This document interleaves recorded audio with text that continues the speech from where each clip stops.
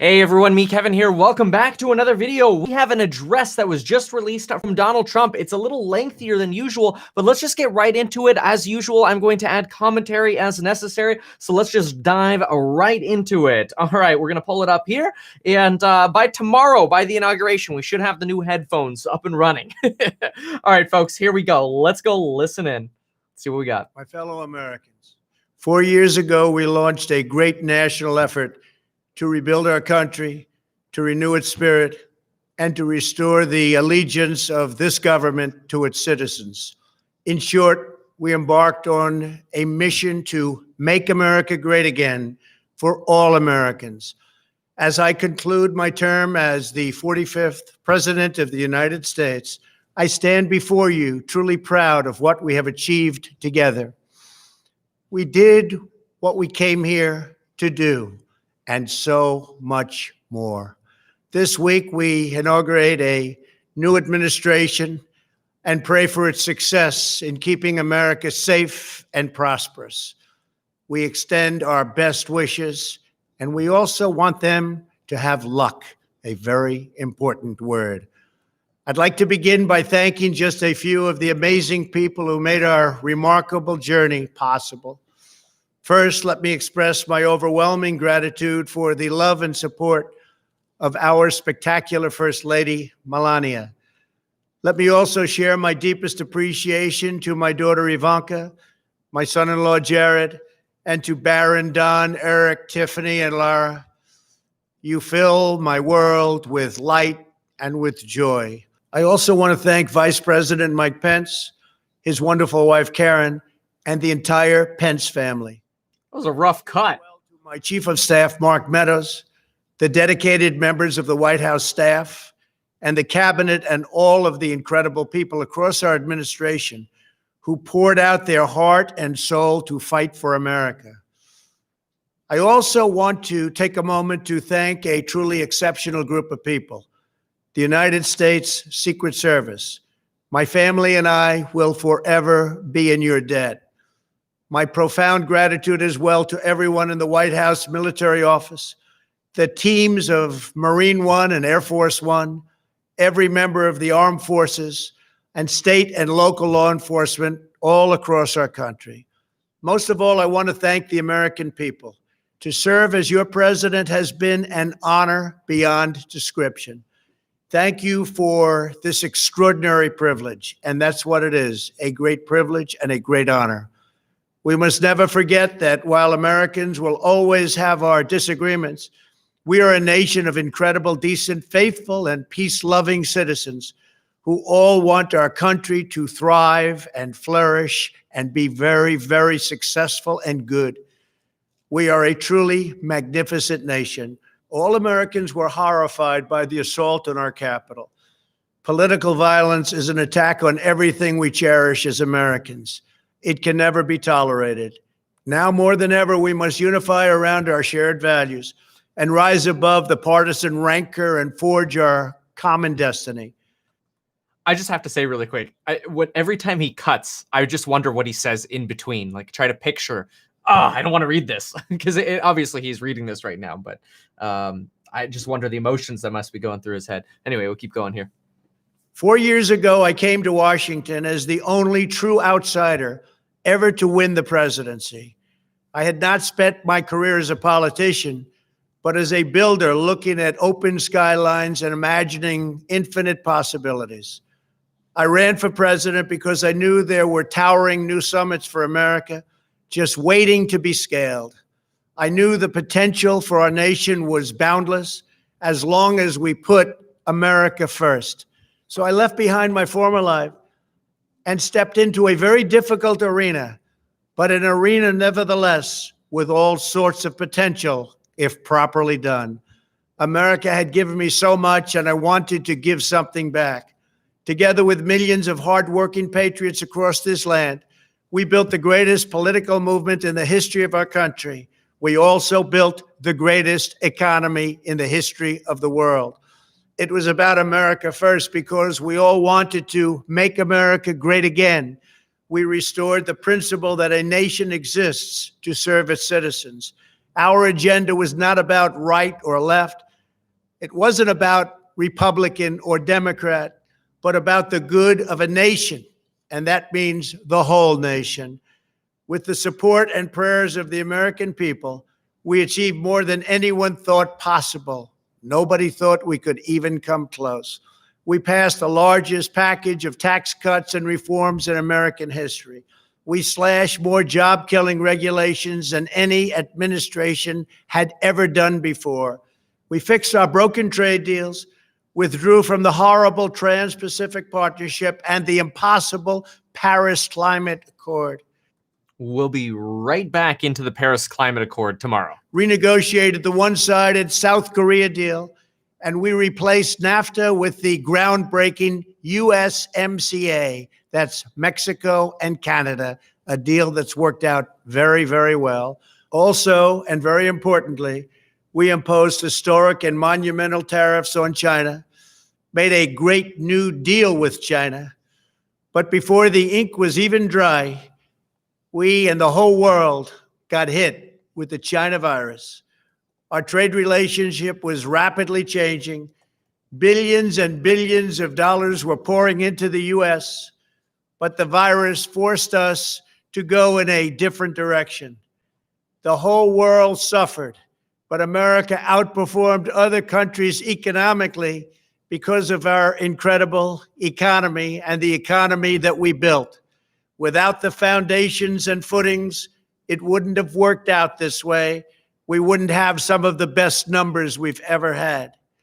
We also unlocked our energy resources and became the world's #1 producer of oil and natural gas by far. Powered by these policies, we built the greatest economy in the history of the world. Okay, I just have to say, I think Larry Kudlow was the editor on this one. We reignited America's job creation and achieved record low unemployment for African Americans, Hispanic Americans, Asian Americans, women, almost everyone. Income soared, wages boomed, the American dream was restored, and millions were lifted from poverty in just a few short years. It was a miracle. Stock market set one record after another, with 148 stock market highs during this short period of time, and boosted the retirements and pensions of hardworking citizens all across our nation. 401ks are at a level they've never been at before. We've never seen numbers like we've seen, and that's before the pandemic and after the pandemic. We rebuilt the American manufacturing base, opened up thousands of new factories, and brought back the beautiful phrase, made in the USA. To make life better for working families, we doubled the child tax credit and signed the largest ever expansion of funding for child care and development. We joined with the private sector to secure commitments to train more than 16 million American workers for the jobs of tomorrow. When our nation was hit with the terrible pandemic, we produced not one, but 2 vaccines with record-breaking speed, and more will quickly follow. They said it couldn't be done, but we did it. They called it a medical miracle, and that's what they're calling it right now, a medical miracle. Another administration would have taken 3, 4, 5, maybe even up to 10 years to develop a vaccine. We did it in 9 months. We grieve for every life lost, and we pledge in their memory to wipe out this horrible pandemic once and for all. When the virus took its brutal toll on the world's economy, we launched the fastest economic recovery our country has ever seen. We passed nearly $4 trillion in economic relief, saved or supported over 50 million jobs, and slashed the unemployment rate in half. These are numbers that our country has never seen before. We created choice and transparency in healthcare, stood up to Big Pharma in so many ways, but especially in our effort to get favored nations clauses added, which will give us the lowest prescription drug prices anywhere in the world. We passed VA choice, VA accountability, right to try, and landmark criminal justice reform. We confirmed 3 new justices of the United States Supreme Court. We appointed nearly 300 federal judges to interpret our Constitution as written. For years, the American people pleaded with Washington to finally secure the nation's borders. I am pleased to say we answered that plea and achieved the most secure border in U.S. history. We have given our brave border agents and heroic ICE officers the tools they need to do their jobs better than they have ever done before and to enforce our laws and keep America safe. We proudly leave the next administration with the strongest and most robust border security measures ever put into place. This includes historic agreements with Mexico, Guatemala, Honduras, and El Salvador, along with more than 450 miles of powerful new wall. We restored American strength at home and American leadership abroad. The world respects us again. Please don't lose that respect. We reclaimed our sovereignty by standing up for America at the United Nations and withdrawing from the one-sided global deals that never served our interest. And NATO countries are now paying hundreds of billions of dollars more than when I arrived just a few years ago. It was very unfair. We were paying the cost for the world. Now the world is helping us. And perhaps most importantly of all, with nearly $3 trillion, we fully rebuilt the American military, all made in the USA. We launched the first new branch of the United States Armed Forces in 75 years, the Space Force. And last spring, I stood at Kennedy Space Center in Florida and watched as American astronauts returned to space on American rockets for the first time in many, many years. We revitalized our alliances and rallied the nations of the world to stand up to China like never before.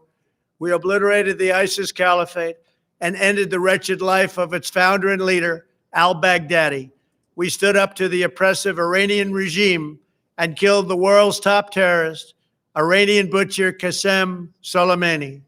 We recognized Jerusalem as the capital of Israel and recognized Israeli sovereignty over the Golan Heights. As a result of our bold diplomacy and principled realism, we achieved a series of historic peace deals in the Middle East. Nobody believed it could happen. The Abraham Accords opened the doors to a future of peace and harmony, not violence and bloodshed. It is the dawn of a new Middle East, and we are bringing our soldiers home. I am especially proud to be the first president in decades who has started no new wars. Above all, we have reasserted the sacred idea that in America, the government answers to the people. Our guiding light, our North Star, our unwavering conviction has been that we are here to serve the noble, everyday citizens of America. Our allegiance is not to the special interests, corporations, or global entities. It's to our children, our citizens, and to our nation itself. As president, my top priority, my constant concern has always been the best interests of American workers and American families. I did not seek the easiest course. By far, it was actually the most difficult. I did not seek the path that would get the least criticism. I took on the tough battles, the hardest fights, the most difficult choices, because that's what you elected me to do. Your needs were my first and last unyielding focus. This, I hope, will be our greatest legacy. Together, we put the American people back in charge of our country. We restored self-government. We restored the idea that in America, no one is forgotten because everyone matters and everyone has a voice. We fought for the principle that every citizen is entitled to equal dignity, equal treatment, and equal rights, because we are all made equal by God. Everyone is entitled to be treated with respect, to have their voice heard, and to have their government listen. You are loyal to your country, and my administration was always loyal to you. We worked to build a country in which every citizen could find a great job and support their wonderful families. We fought for the communities where every American could be safe and schools where every child could learn. We promoted a culture where our laws would be upheld, our heroes honored, our history preserved, and law-abiding citizens are never taken for granted. Americans should take tremendous satisfaction in all that we have achieved together. It's incredible. Now, as I leave the White House, I have been reflecting on the dangers that threaten the priceless inheritance we all share. As the world's most powerful nation, America faces constant threats and challenges from abroad. But the greatest danger we face is a loss of confidence in ourselves, a loss of confidence in our national greatness. A nation is only as strong as its spirit. We are only as dynamic as our pride. We are only as vibrant as the faith that beats in the hearts of our people. No nation can long thrive that loses faith in its own values, history, and heroes, for these are the very sources of our unity and our vitality. What has always allowed America to prevail and triumph over the great challenges of the past has been an unyielding and unashamed conviction in the nobility of our country and its unique purpose in history. We must never lose this conviction. We must never forsake our belief in America. The key to national greatness lies in sustaining and instilling our shared national identity. That means focusing on what we have in common, the heritage that we all share. At the center of this heritage is also a robust belief in free expression, free speech, and open debate. Only if we forget who we are and how we got here could we ever allow political censorship and blacklisting to take place in America. It's not even thinkable. Shutting down free and open debate violates our core values and most enduring traditions. In America, we don't insist on absolute conformity or enforce rigid orthodoxies and punitive speech codes. We just don't do that. America is not a timid nation of tame souls who need to be sheltered and protected from those with whom we disagree. That's not who we are. It will never be who we are. For nearly 250 years, in the face of every challenge, Americans have always summoned our unmatched courage, confidence, and fierce independence. These are the miraculous traits that once led millions of everyday citizens to set out across a wild continent and carve out a new life in the Great West. It was the same profound love of our God-given freedom that willed our soldiers into battle and our astronauts into space. As I think back on the past 4 years, one image rises in my mind above all others. Whenever I traveled all along the motorcade route, there were thousands and thousands of people. They came out with their families so that they could stand as we passed and proudly wave our great American flag. It never failed to deeply move me. I knew that they did not just come out to show their support of me.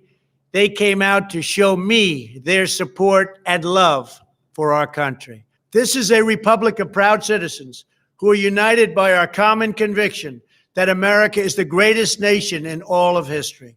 We are and must always be a land of hope, of light, and of glory to all the world. This is the precious inheritance that we must safeguard at every single turn. For the past 4 years, I have worked to do just that. From a great hall of Muslim leaders in Riyadh to a great square of Polish people in Warsaw, from the floor of the Korean Assembly to the podium at the United Nations General Assembly, and from the Forbidden City in Beijing to the shadow of Mount Rushmore, I fought for you, I fought for your family, I fought for our country. Above all, I fought for America and all it stands for, and that is safe, strong, proud, and free.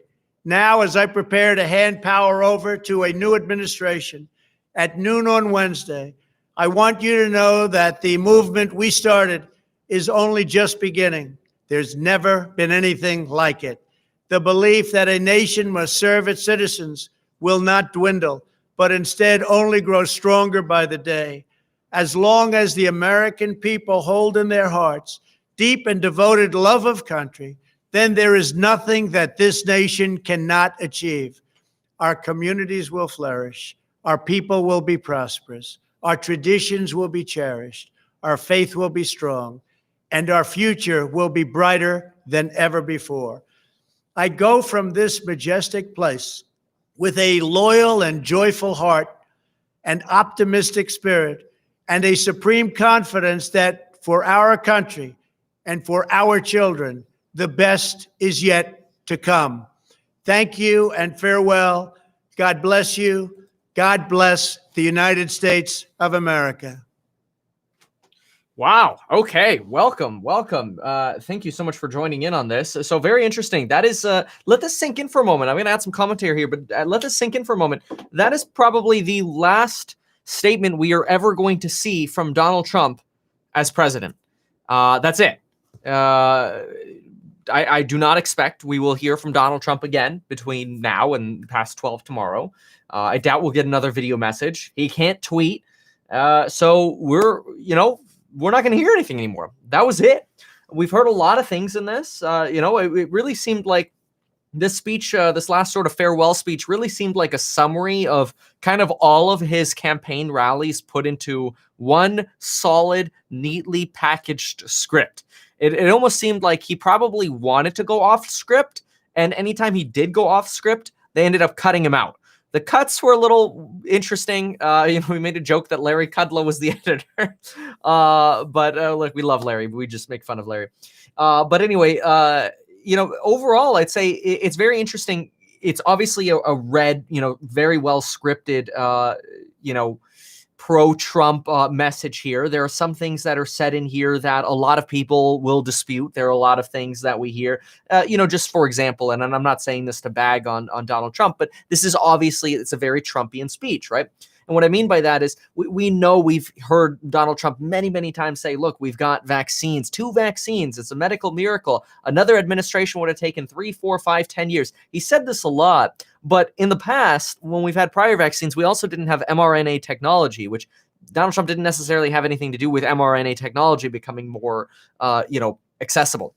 Now, that's not to say that Operation Warp Speed didn't fund or help with vaccine research, although BioNTech and Pfizer will dispute that Warp Speed helped them at all. Who knows? There are going to be arguments made on both sides about everything. Here, I'm going to try to balance good with bad, right?